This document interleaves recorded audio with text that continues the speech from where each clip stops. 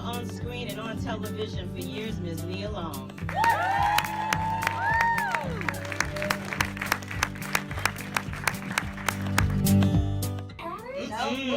No. Are you kidding? Moonlight hadn't come out yet. No, ma'am, Miss Nia. It's been a long day. Wow. Well, he's amazing. Yeah. We had that one scene in the diner was interesting because we didn't really know what we were doing, and it was like day 3 of well, it's actually the Chinese restaurant, not the diner. Yeah. And we were sitting there, and I thought, okay, what's going to happen? And we just started improvising, and everybody just went and we just flowed. It was just beautiful when you can trust your other actors and sit there and just be in the moment and throw things out. And you know, there wasn't a lot of coverage, there wasn't a lot of time. We had to maximize our time, and you know, this is all an improv. For me, But that's what I do to my own children, not the cute one sitting right here. The 18-year-old. I actually did that right before I came. My word choice was different, but this is a very familiar gesture in my house. What were you gonna say, Shantae? I mean, you picture this, like you just got out of a classroom and you are sitting at a table with Mahershala next to you and NIA Long in front of you, and it was just like a moment where I just had to breathe and be like, you're getting paid to take a master class right now. That's what it felt like. You are sitting across from a legend. This man's about to win an Oscar. Like, what is this? And to be in that moment, I learned so much in those 6 weeks from Nia and Mahershala than I feel like I did in my 4 years at school. Wow. Aww. Now we know that Nia knew all about Roxanne because this happened, you know, during her and I's era of life. But for you, how much did you know about Roxanne before you started the film? I knew who she was. I'm the youngest of 4, and my sister is 18 years older than me, so she would tell me stories about how she was in the mirror with her hairbrush when listening to Roxanne's Revenge on the radio and like what that meant to her. So I knew who she was, wasn't very familiar with her music, and knew nothing about her life story and everything, you know, we did in the movie. So, but I learned real quick. I bet you did. Well, I'm not gonna. No, I'm not a rapper.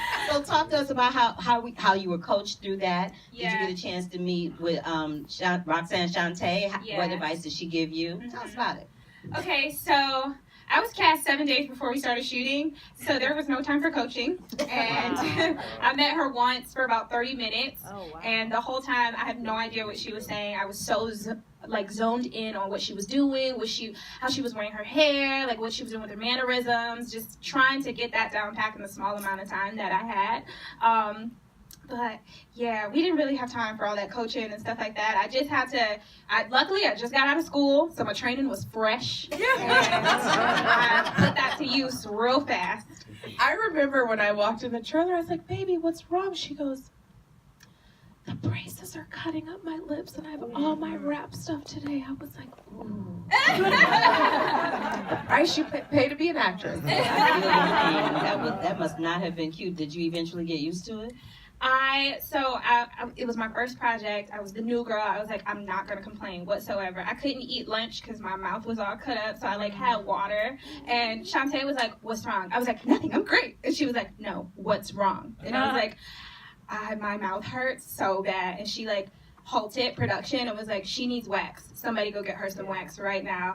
Some makeup got wax from the drugstore, brought it back, and she like sat me down and taught me how to put wax on my braces. And that was the best day of my life. After that, I was good. The braces were like this. But yeah.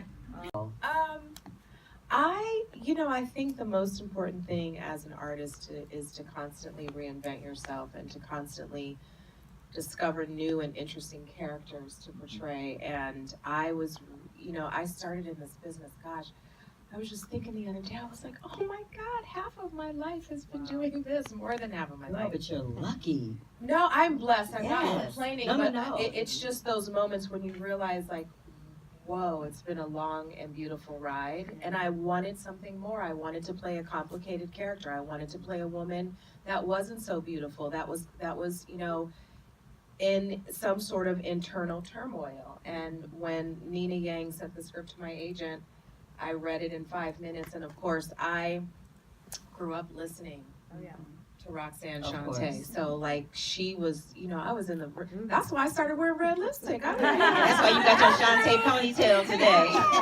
I'm like, oh, it's so easy to just put the red lipstick on and the ponytail, and you're out the door. So for me, it was really about broadening and diversifying the portfolio and finding another wonderful story to tell. And I'm from New York, so this, you know, resonated with me all the way around. Now, My first everything. so how did it feel for you to be playing somebody as iconic in the rap music world as CHANTÉ? Yeah, it was a really, really crazy feeling. Roxanne was my first job out of college. I had graduated May 15th, auditioned at the beginning of June, and we were on set at the beginning of July. It all happened really, really fast. So it was just a crazy whirlwind, but I couldn't be more thankful and more grateful to have be given a part of substance like You this. earned it, baby. You Oh, weren't thank given you. anything. You did your thing. That ain't that right. That is the truth.